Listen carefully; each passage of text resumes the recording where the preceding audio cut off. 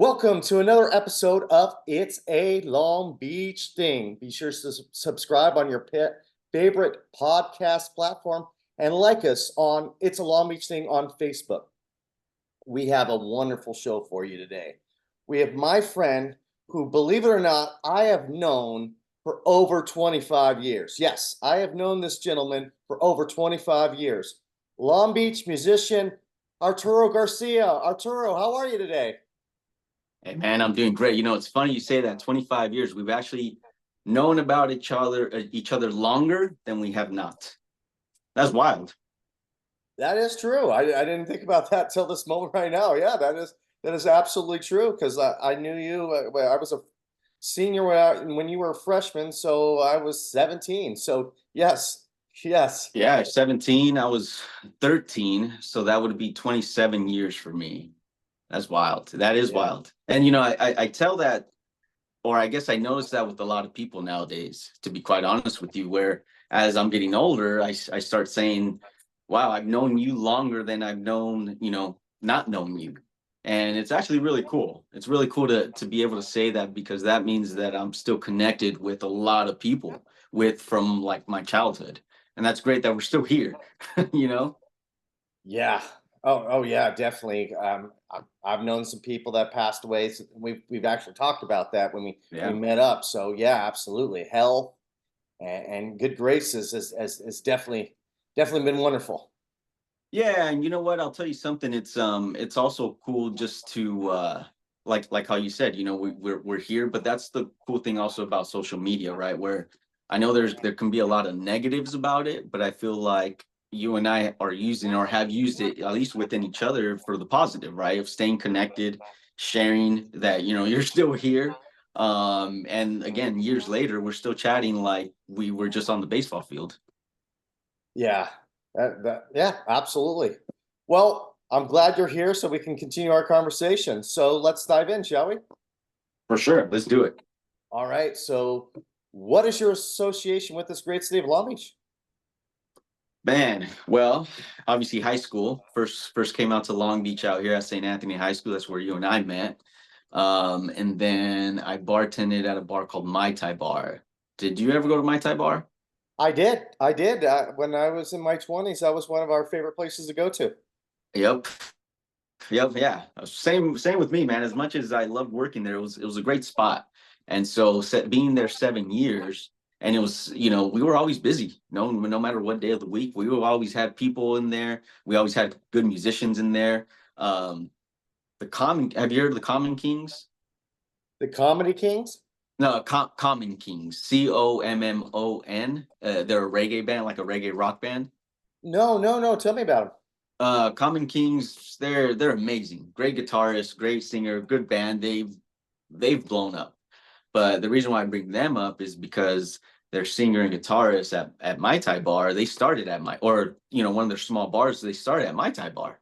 They were our like happy hour Friday afternoons, and they were great, man. It was just a singer and guitarist, and they brought in people, and you could just tell, at least for me, when I was working there, you could tell that they were just different. Like you get a lot of cover artists, and but when they were there, just the way they sang, the way they, Mata played the guitar, I'm like, these guys are just, and at that time, this was, 15 years ago or so. Yeah, about 15 years ago, I didn't feel I was as an accomplished guitar player as like now, right? And so I remember he's like, yeah, we should jam. And I'm like, you guys are on a different level. I can't jam with you guys. And sure enough, man, now they're out there, and I'm super proud of them. They've done some really cool stuff. But they started at Mai Tai Bar, so that was a cool Long Beach story. And then after I stopped working at Mai Tais, I ended up leaving the state, going to Las Vegas, coming back, and then I'm now back in Long Beach, man. I've been here 5 years again. So that's my affiliation. I don't think I just connect to it too much. It brings me back. I did not know that. See, that's a beautiful thing about doing a podcast because I did not know you lived in Vegas. You said for 5 years? No, no, no. I've been back here in Beaumont Shore now for 5 years. But yeah, from Mai Tai Bar, I got hired in Las Vegas to go bartend there. And that was really cool. I wasn't going to do it. because I'm like, I live here. I can't, but then I said, hey, you know what? I'm being offered a job at a cool spot. And so I went out there, I bartended at Encore Beach Club, and it was cool. I met so many cool people out there. So how long were you out in Vegas?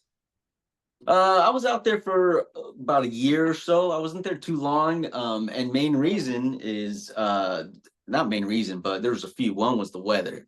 Man, it's hard going from beach to desert, like super tough.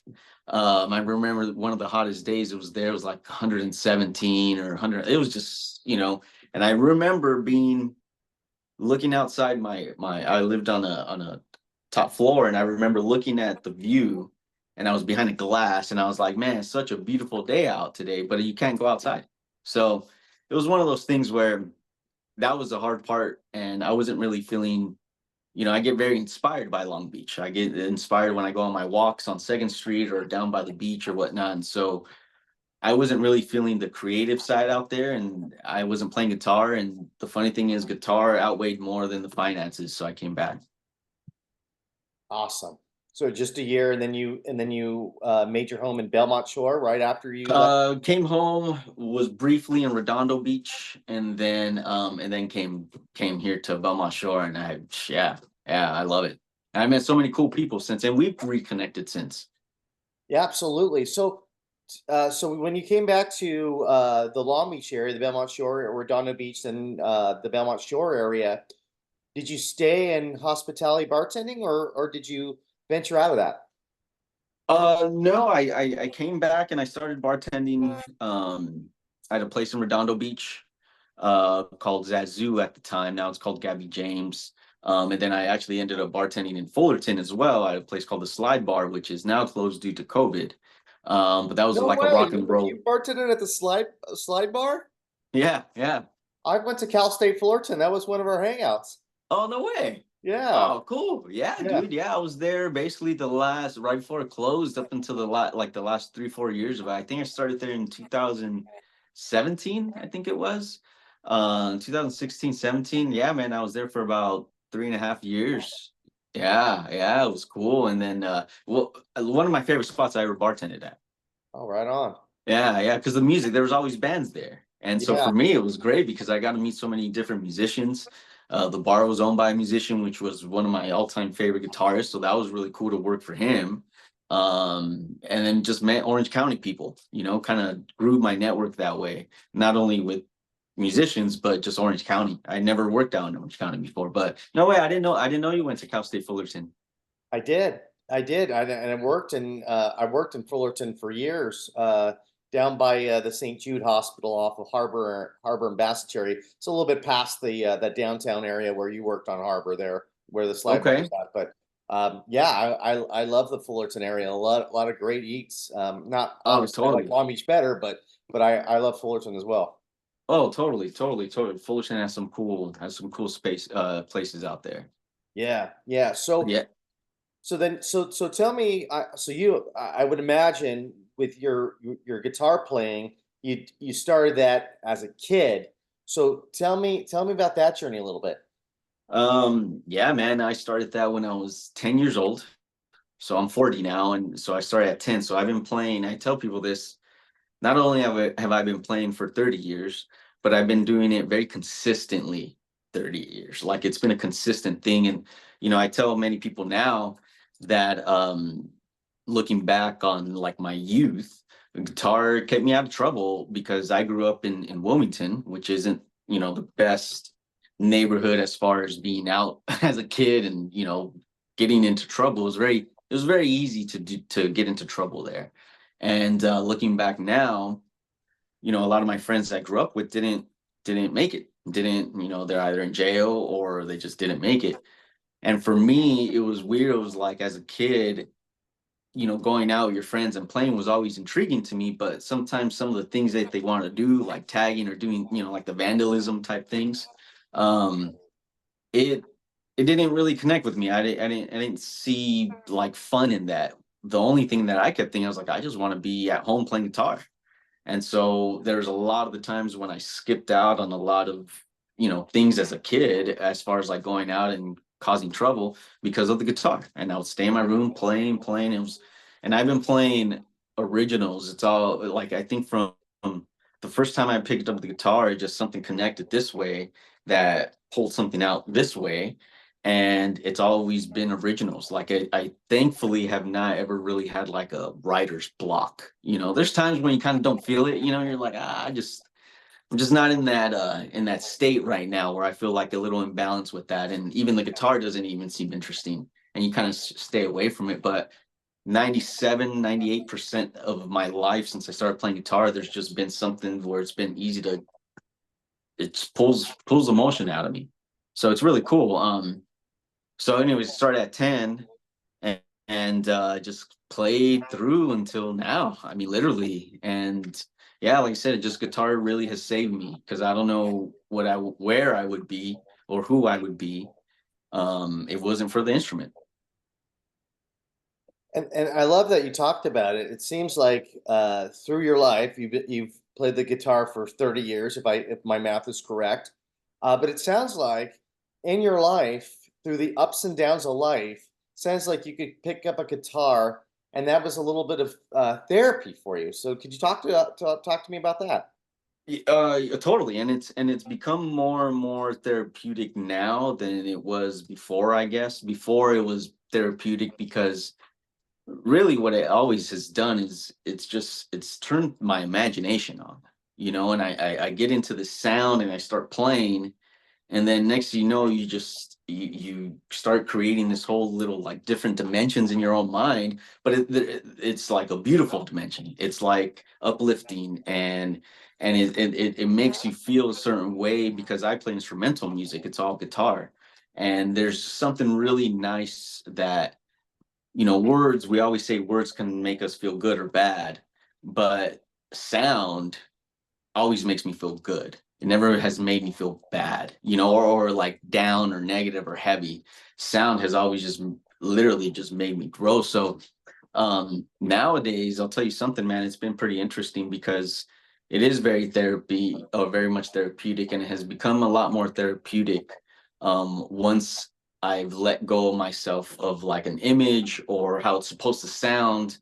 It's just now like, all right, let's see what's inside of me right now through sound. And that's the best meditation. You know, you really get you in order to get into that state. We were talking about that frontal lobe you were saying. Yeah. You know, and you get into that state where you're so present. You're so present where you're not thinking about before or thinking ahead. You're it's weird. It's like we were talking about that state where you make a diving catch. As soon as you leave your feet and you're in the air for 3 seconds, and then you catch the ball, come down, get the ball out of your glove, stand up and throw the first, that little 3 seconds. I mean, that's just all natural. You don't think about that. Just your body allows you to do it. Up until we said it the other day, up until you let go of the ball, then that's when you start thinking. But as soon as you leave your feet, catch, drop, get the ball, throw, it's all one fluid second, or I don't know even know. It's just like you black out almost. It's the flow state. It's Yeah, quieting down that frontal lobe that fires off the decision making and let the subconscious mind take over, because the muscle memory that you've built playing the guitar and you playing baseball is already built in.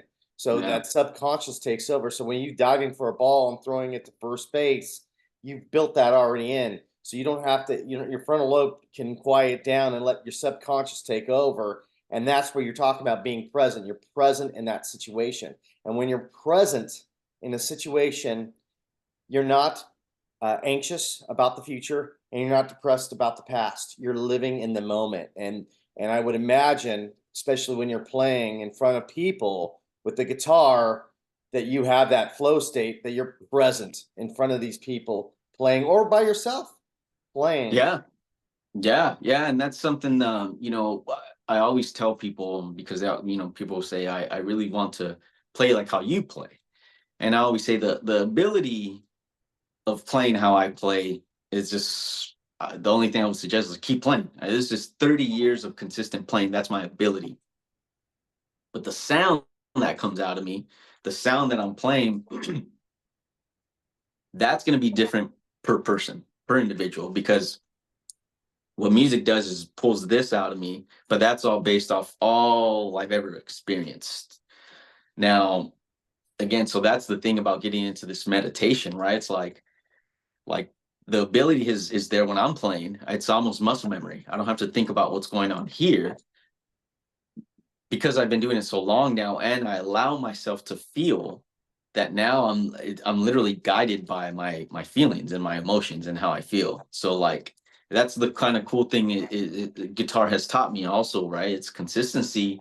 Once you get into something consistency, you might of anything, you'll build that muscle memory where you do it without thinking, where then now your natural true human power is just working, is doing it, and boom, it's something, it's indescribable. You can't describe what's going to come out, but you trust that it's going to be what it's supposed to be, Mhm. and then you're okay with whatever comes out.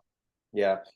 You mentioned something to me before we started the interview. We had a brief conversation. You were talking about your show that's coming up, and I like to talk about that show in a minute. But you spoke to me about something that I can relate to, and not as a musician, but as a person who puts on events. You said to me part of feeling anxious, the butterflies in the stomach, is you're putting on this event, you're putting on this concert, and up until until that event starts, you don't know how many people are going to show up or not.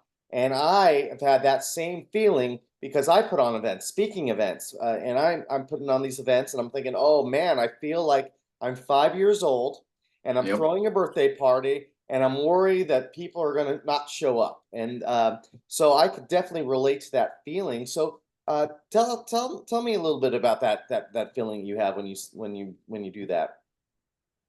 um well, I mean, yeah, totally. It's, I didn't think about it like you're throwing a birthday party, right? But yeah, you really are. You're hosting an event. You know, that's why I always say you're hosting an event. You're hosting a party, and you know there is something very gratifying when, again, especially when there's people that you see that you didn't expect to see there, and you know it's I guess the only way to really describe it, because I'm trying to put myself in that position of when you see certain people, or you just, you know, you see the turnout, it's really, you feel the love, you feel love from people. You're just like, man, they're taking their time out of their day to come out here, whether it's an hour, 2 hours, whatnot, because it doesn't just start when they get there. You know, they have to get ready, drive there, they have to babysit, like it's a whole thing, right? And so when they show up,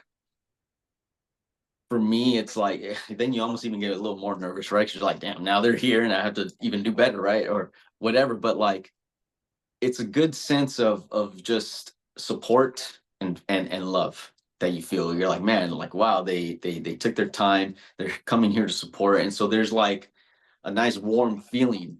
And you know, you might be able to relate to this. I know you will, because if you never performed on stage, or you've never maybe made a presentation or whatnot, I'll share something that I've learned from being on stage, is that the stage lights are always hotter than you think, and maybe a little bit mixed up with the butterflies going on. But man, when you're up there, it's just, it almost sometimes feels like a sauna. You know, you're just like, man, these lights are hot. So there's so much that goes on there. And that's why, you know, I'm a big believer in preparation, because again, I respect people's time. So for me, it's like I know I'm gonna feel the love. I know I'm gonna feel the hot sauna on stage, the uncomfortness of the butterflies. But that's why I prepare myself as best as possible to be up there. And again, you're an entertainer. You're an entertainer, you know, and you have to block out the lights, and you know, you have to not worry that you're gonna sweat a little bit. I sweat on stage. I kind of love it, you know, like I'm just like, yeah, I'm so, it's just something that you can't you can't like practice that, right? You can practice, but you can't practice how the lights are gonna feel. You know, you can't practice the, all right, let me kind of sweat up. No, man, it's all like there. It just makes it authentic. So yeah, I like that. Well, I like that you said that you're sweating and you say you love that. And I think that's part of the performance anxiety, because, like you said, you get butterflies. And I don't know if I share. I think I shared the story with you, but I'll share with everybody who's listening, um, about performance anxiety. Carly Simon in the '80s, she had to cancel her tour because her hands were sweaty. Her Wow. knees were knocking, and she couldn't get out of this knots out of her stomach. So she had to cancel her tour. Wow. Uh, Bruce Springsteen, they asked him, "Why are you so alive on stage?" And he said, "Well, before I go on stage, my hands are clammy, my knees are knocking, and I have this uncomfortable feeling in my stomach. And I know it is showtime." Yeah. Well, you have two different people who are feeling the same feeling, but have different perspectives. And Hmm. and that is one of the things. If somebody asks me, because I work with a lot of athletes on mindset, and that's one of the things that we talk about most of the time is that feeling, that feeling that you have in your stomach. That's never going to go away. That you're a human being. That's you being alive. But there's Yeah, it's perspective already on the way going you on right look at now, that. 6 days before the show. But yeah, exactly. But that's what makes you feel alive. And that feeling, that Yeah. anxiety feeling, is the same feeling of excitement.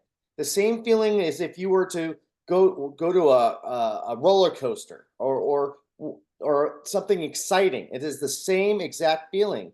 So it's just a matter of shifting it. And when you told me that when you're on stage and the lights are hot and it's making you sweat, and you say, "I love it," that is a great, great perspective. Great, great. Oh, cool. Oh, thanks, man. Yeah, I really do. I really do love it, man. It's just because I'll tell you what, growing up, being such a lover of guitar, y- you go now it's so much easier to go on YouTube and stuff. And I still to this day punch in live performances, and Red Hot Chili Peppers live 2024 and just see it. And you see they sweat and so you almost go back into that little kid in you, right? Where you're like, man, I'm like my rock star heroes. I'm sweating, all that stuff. And you know, and I'll share something with you, which is now to everybody. uh and I think there's less than a handful of people that know this, but even when I rehearse at home and play, I give myself a 15-minute stage knock, and then I give myself, hey, 5 minutes to showtime. I do a knocks, like if someone came in and said, hey, you got 15 minutes. And I start mentally getting into that because I tell people this, and this is again just I respect people's time where, and you know how this is. When you get on stage, I can rehearse here at home so many times over and over and over. But again, like let's say for example on Sunday at the art theater, uh, the sound's going to be different, so I have to adjust to that quickly. There's going to be people there in front of me now, so I have to adjust to distractions, to noise that I'm not used to. Like it's just a whole ton of adjustments, right then and there. My amp sounds one way here, but then inside the theater it's going to sound very different, so I have to adjust to that. So I sometimes think that the performance doesn't necessarily start when you hit the stage because I can't 100% prepare for that because it's going to be so different. But what I can prepare, right, is like there is going to be 15 minutes to showtime and there is going to be 5 minutes to showtime. So I start doing my stretching, I literally do that every time I play. I start mentally preparing as if this was a show so that, like, let's say, for example, Sunday, someone says, hey, 15 minutes. I've already rehearsed that. I've already rehearsed the stretching, the getting all that. So maybe it might minimize the sweat a little bit, but at the end of the day, like maybe that's what keeps me performing, getting up there. So yeah, man, it's all here. It's all here. But again, whoever has never performed on stage or been on stage, honestly, it's a very grand feeling. It's great. Like it's nerve-wracking, it's fun, it's exciting. And then not only that, my like the feeling of accomplishment that you get when you hit that last like note and you're done, like you're done, that weight kind of like lifted. I don't know if you've ever done like a long speech and then it's just like that last word you say and you're just like, whew, that was I feel lighter now. It's a sense of accomplishment. Oh, no question about it. I definitely have had that feeling, and it's a beautiful feeling. Mhm. Like you, when I'm on stage, I'm giving it. I'm giving Yeah. my heart and soul up there. They're here to listen to me talk. So you know what? I'm going to be present, and I'm emptying out the tank because Yeah. Yeah. I owe it to the people, like you said, that they're taking the time to come to Yeah. watch you play. So yeah, I empty out the tank. I give them all I got. So after it's done, and you get the applause, and it's done, I stay after and thank everybody. But that night, I don't know how you are, but that night I'm kind of like, okay, I kind of need a little bit of solitude because, like Mm. I said, I've accessed a lot of energy in this process to make sure it was up to snuff, and as a result, I'm spent. I'm emotionally and mentally spent. Sometimes physically, Mentally. but mostly mentally and emotionally spent. Yeah, you're right. You're right. The nights after a show, I usually sleep very, very heavy, and it takes me a while to fall asleep because you hear all you hear it all, Yeah, yeah, just everything that again, so many people will watch on Sunday, but at the same time, what many won't know, again, it's like there's been months of prep for this, so it's like finally when you're done with that show or your speech or whatnot, your performance that night, you're just finally like, hey, I don't have to think about it at least for the night. Like it's, that project is done for now. And yeah, it's just yeah, I feel that's what I'm saying, like that weight lifted off. That's why you probably sleep so heavy because you're just you're just man. yeah. So this recording is July 30th, 2024, and your event is August 4th, 2024. So talk to us a little bit about this event coming up at the Art Theater on Cherry. All right. Well, I've performed there. This is gonna be my second time performing there. They're really cool. The staff there, like the event planners there, like they're just great, which is a big deal. I don't know how it is in your line as far as performances, but like, playing music, I've played so many different venues that, some venues don't take care of the artists as well as maybe others. And as far as the art theater goes, they're great. Like it's so great. So one thing I will say is that I when I first played, and then I'll get a little deep about this, but when I first played the art theater, it was March 31st of 2022, and I've always wanted to do a birthday show, and my birthday is April 1st, April Fool's Day. So I remember when I booked that, I wanted to do it on my birthday, which I believe was a Friday or Saturday night, but they said they just couldn't accommodate me because their first accommodation is for movies. Anyways, long story short, I got a Thursday evening. I really wanted to do it on a Sunday, and they were just like they were booked up. And like I said, they said they primarily keep that for movies. But then my mom passed away 6 weeks before that show, and up until obviously the day of, dude, I was like, do I even want to go through with this? Like I prepared, I did what I needed to do to be ready for the show, but it just honestly, I was heartbroken. I was so torn where I didn't. I had the show was great. Thankfully, it turned out to be awesome, but I did ask myself, if I don't do the show, will I regret it? Like is it? It was an easy answer to say yes, so I did it, and it was great. The night turned out just amazing. I feel like I saved a seat for my mom, like where she was gonna sit, and so I dedicated that show to her. I created a song after she passed away. I created a song for her. I played it that night. I haven't played it since, like it's a hard song to like play, but yeah, I've only played it one time live.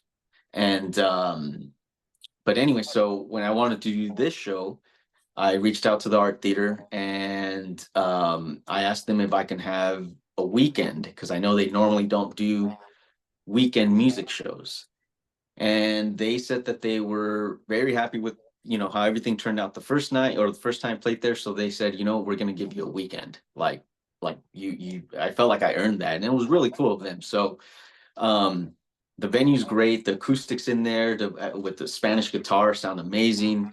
There's a wine bar, right connected. I forget the name of it. But it's the wine bar connected to the theater, and you can buy a bottle of wine there and take it to the theater, watch the show. And here's the thing about my shows is that, and it's a perfect venue for this because I almost do like a storytellers because my music's all instrumental. So I'm very engaging and I interact with the crowd a lot in between songs. just to kind of share my story. So within that last show and this show, all the songs that I'm performing that night are all brand new songs that I've never performed live. Maybe there's one or two, but that I perform live. But like for the most part, it's all new live music, and it's really everything that it's all summed up in sound. My last 2 years of my life, this all music has all been created the last 2 years of my life from just all the things I've been through. I experienced a few more losses, and so that's yeah. It's gonna be a great night with a just the event, and the venue is just like it's gonna be great for a Sunday. The weather's great. It's gonna be fun. It's a good way to end the week with Spanish guitar. I love it. So the songs that you're playing, are they all original or do you do some covers? Everything's original, yeah. Everything's Everything's original.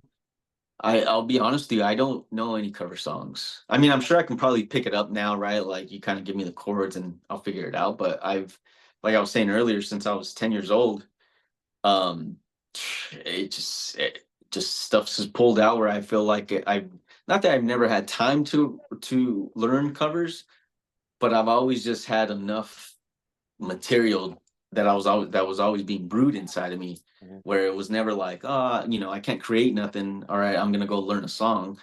I just have always been able to create, and I'm very thankful to say that.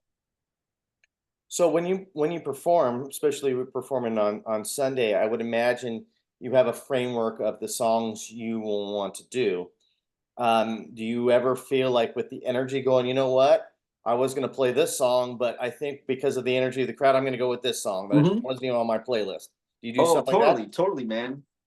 Yeah, that happens a lot, and that just goes with maybe with yourself you've experienced this where you're saying your speech on stage, and sometimes you veer off a little bit from kind of like the window that you've put yourself, or the frame, and that's I don't know, maybe that's the flow state, right? Because you hit it right on the head, man. It's like I have a kind of a frame of music, right? And there's the songs and all that, but the beautiful thing is, and this is when you allow yourself to let go and you really trust yourself, is depending on the night. Like I always say, none of my performances are ever exactly the same.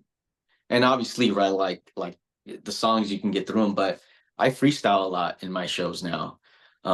Because again, it's just that connection has allowed me to really venture into myself, and it's not about me, it's about the music. Mm. So you're saying that if you feel the energy, there might be a chance that you play that song that you dedicated to your mom. Um, maybe actually, yeah. I mean, possibly. I mean, again, I'll have my framework. If it gets to that, yeah, possibly. Again, because at the end of the day, you accommodate and adjust to what you feel, and it could happen. Mm. And same thing on the even like the shift differently, right? Where maybe the energy is just uplifting and just I don't know, maybe it doesn't get to that, and next I'm playing these more energetic songs. I don't know, man. That's the beautiful thing, and that's also the scary thing, and that's what creates the butterflies, man. You just don't know, but you push yourself to do it. You really do. Yeah, when I watch performers or speakers, or one of the things that I like to examine or to look at or to feel is their energy, their authentic flow. So for me, I love going to karaoke. I know that's way different than what you're doing, but like I just want to say about karaoke, right? And there's performers up there that most times when you go to karaoke, we're just going to karaoke for fun. They're not professionals, right? We're up there having a good time. Some are better than others. But one thing that I always look at when they do karaoke, I don't really looking at the how great the voice is. I mean, that's cool. I mean, that's something you notice. But the thing I notice more is being authentic to themselves, and Yeah, not and even if they're not the greatest of singers, but if they're up there giving their heart, whether it be a upbeat song or sad song or whatever song they're singing that's moving them on stage, I'm with them. I am with them. yeah. And I think that's extremely important, especially in what you do, because there's no lyrics, right? It's just it's your Yeah, there's guitar, no it's your lyrics. guitar, right? Yeah. So Yep, in it's that. Yeah. all, I mean, obviously you're hearing it, but a lot of what you're playing up there is feel, energy. You're playing off the energy of the audience. So for Mhm. you, I think it's vital that you stay, and I know you will stay that authentic self that you are. And if you're moved to play the song that you dedicate to your mom, man, do it. And if you go up there crying on stage, awesome. More power to Oh you. yeah, That'd yeah. be awesome. Yeah. Nobody would boo you on that. They would be cheering you Oh, on. So don't be afraid to be moved like that. oh yeah, you know that I've gotten now to that level in my guitar playing, right? Where again, it's all systems go. Yeah. You know, there are times I'll admit when I'm, jamming around or whatever, and sometimes the notes just pull some tears out of you. And I don't fight any of that anymore, and I think that's really being true to the craft, right? To the art, right? Where it's like it's never existed before, so it's not right or wrong. It just let it go. Just continue to dig and let go, dig and let go, dig and let go. And again, it's like at that moment, that's why it's exciting because you don't know what's going to happen on stage based off how you feel. And for what I do, if let's say for example I'm a singer, and don't get me wrong, I love lyrics and I love poems and I love words, and when you can mix it in with good melodies, like it's great. But I think with me is not necessarily that I don't expect anything from the audience, but for me it's like, hey, look, I'm gonna dig into myself right now through this guitar, and because there's no words, you're not going to get influenced by a certain word, meaning like, oh, that song was about a relationship because did you hear the lyrics? This is going to be more like, hey, look, I'm going to dig into myself and I'm going to express what I feel through this instrument. My goal, or what I hope, is that whoever listens to this can also have the music go into them and have them have it dig out something from within them based off of however they interpret it, because there's no words, and so I feel like what I do is very universal because there's literally no language in this. This is all just sound. It's almost like a sound therapy, or or it can be like a sound meditation. So yeah, that's the fun part about it, to be able to connect with people like I have through my guitar without any words has been really cool. What artists have influenced you? Oh man, I have a whole ton. My main guitarist is John Frusciante, Chili Peppers. His a lot of his solo stuff. Rodrigo and Gabriela are Spanish guitars from Mexico. They're really good. Wow, like awesome. And then I listen to a variety, but those two main artists have been very influential.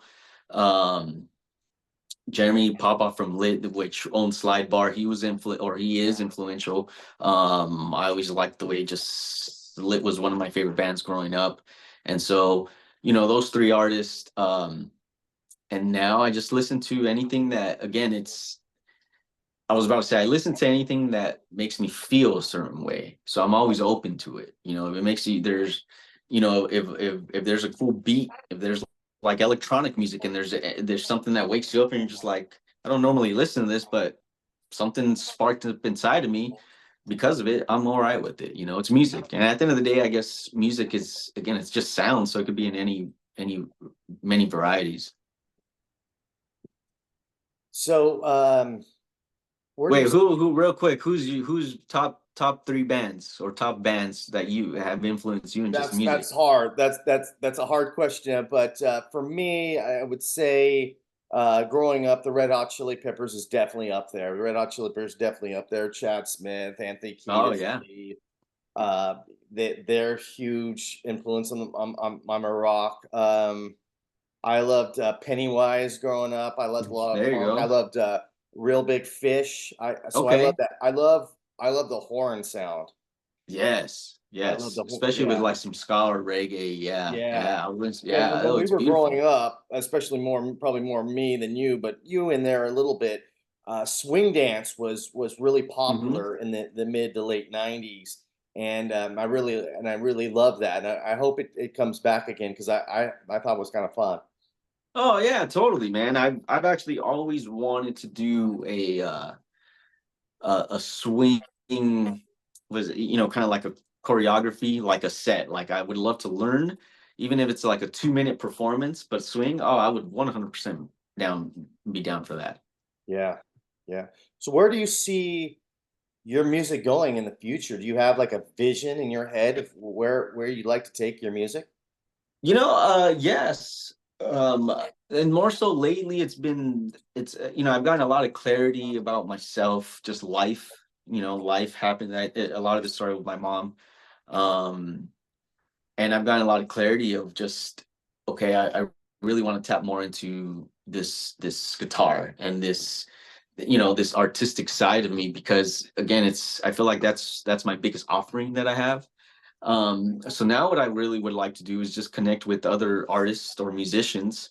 It can be guitar, it can be any instrument, but what I really would like to do is a few different things. One, connect with other artists, and again, coming from where I came from, of not the best area.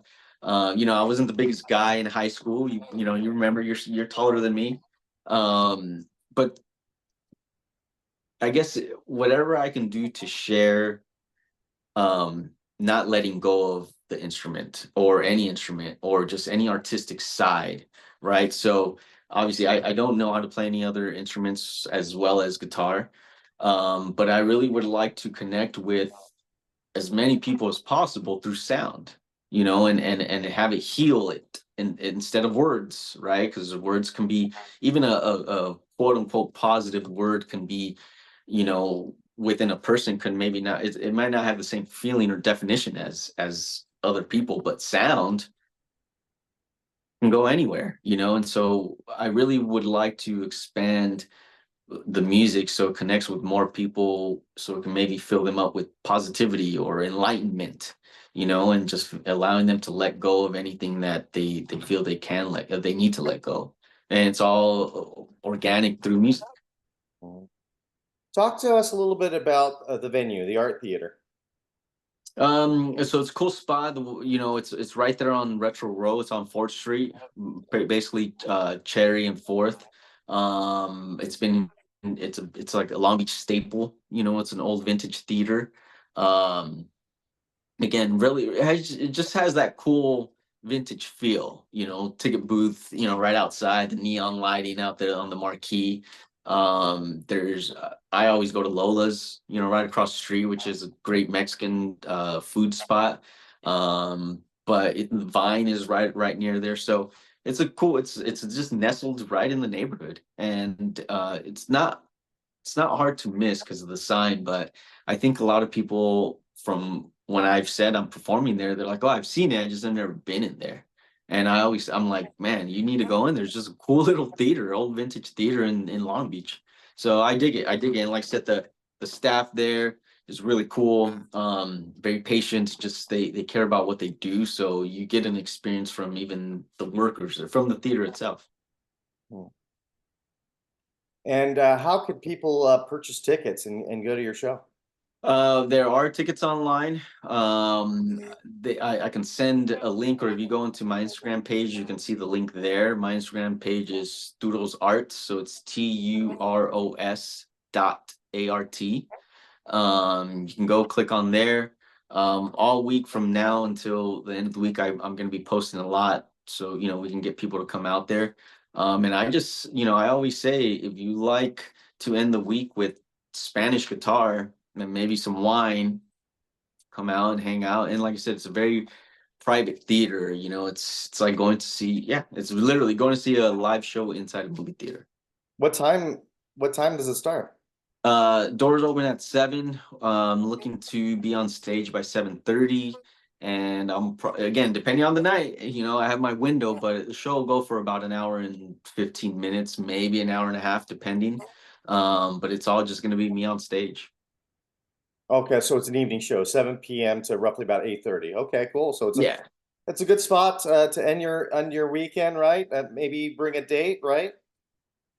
Oh, totally. Bring a date. It's gonna, the music is very date accommodating, because it's Spanish guitar. I had a friend of mine tell me that I showed her what I did. And she was, oh, that's like a flamenco style. So I guess a flamenco style. Um, yeah, yeah, it's just a nice way to end the weekend, I feel like. And that's why I wanted to do it on Sunday. Sundays are my favorite day to play. There's just something nice about Spanish guitar on Sunday to me. And it always has been nice. But yeah, bring a date, bring friends. I'm definitely gonna be around afterwards. We'll have a drink, hang out. I might be sweaty, but it'll be cool. Hmm.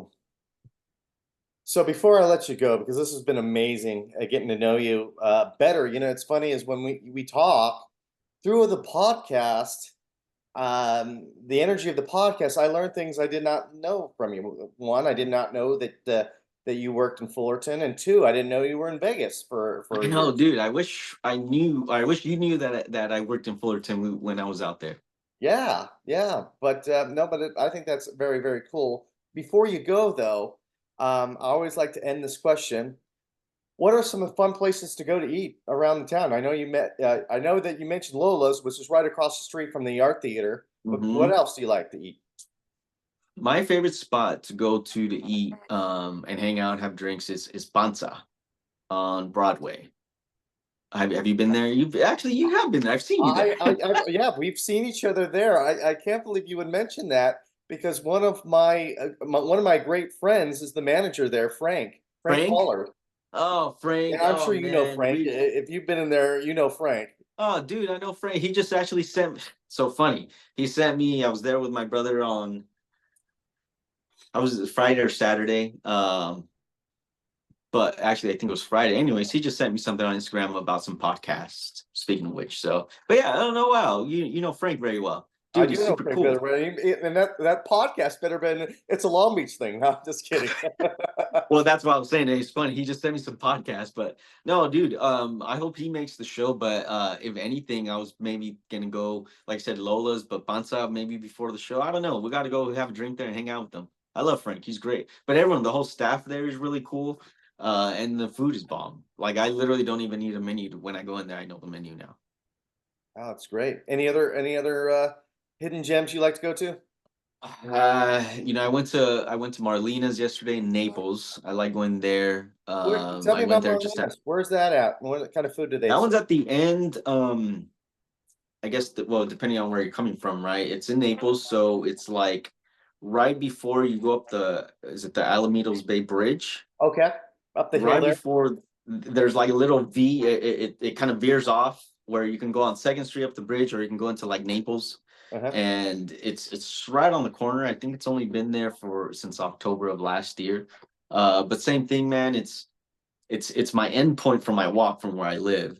So I get there and they have like outdoor seating and they have a whole open window concept and it's right in the corner in the neighborhood. So literally you'll be sitting at the bar and you see the neighborhood right behind you. Staff super cool. I mean it's a great little spot. I just was introduced to it not long ago and it's become one of my favorites. But What type yeah, of food food do they wise, serve? I'm sorry. What type of food do they serve? Pizzas, kind of like it's more modern, like cuisine. I think they may have burgers, some pastas, they have a good fish. It's bomb, man. It's good stuff. But yeah, Panza Marlena is really good. Man, there's just so many good places to eat out here.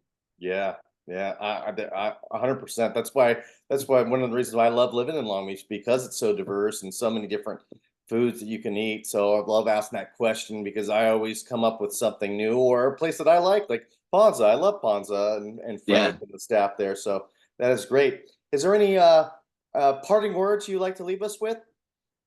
I'll say this, and this is something where again, unplanned, but I was gonna say, when we met last week, one of the first things we talked about or we brought up was remember it was the whole BU concept. Remember that was like, and we started kind of getting into that, but I guess it just got into my mind about being you, and I'm gonna I guess leave this off in a sense that playing guitar, especially on stage, um, has been one of the easiest things for me to be myself. You know, as soon as I put the guitar down, yeah, sometimes you get in here, next thing you're like, all right, how can I accommodate this person or adjust here and there? And something about playing guitar has just, it's never been about me, which then becomes more about me because now I'm expressing very authentically. You know, I'm not trying to change the song or accommodate it to people liking it or sounding like, oh, I like that sound. I'm just being myself up there. And the product that you get from being myself is what you hear. So yeah, just be you, you know, and that's the same thing with listening to what I put out is be yourself while you intake that, because that's, you know, your only true self as you intake it. That's what's really gonna make like the biggest impact, you know. Let it hit you. Let it make you feel something. Well, I gotta tell you, you gotta go to the art theater August 4th and see Arturo play, because it sounds like that he plays from his heart and his soul, and it comes out in his performances. So I would suggest, if you got nothing going on, you go. And if you do have things going on, rearrange your plans and go to the art theater at 7 o'clock.